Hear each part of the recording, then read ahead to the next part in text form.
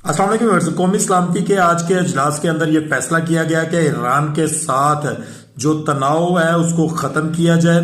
ये फैसला कर लिया गया है और आज दोनों जो वज़राए ख़ारजा हैं उन दोनों के आपस में टेलीफोनिकली भी कन्वर्सेशन हुई है।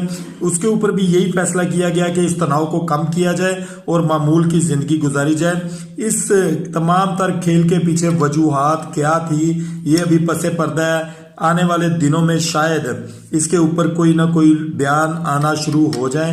मारंग बलोच का जो बयान है इसके ऊपर वो भी एक इसकी एक कड़ी है। मारंग बलोच का कहना है कि जो लोग ईरान में दहशतगर्द मारे गए हैं वो उनके लवाहकीन हैं। कुछ समझ से बालातर चीज़ है कि कड़ियाँ किधर से किधर मिलती हैं।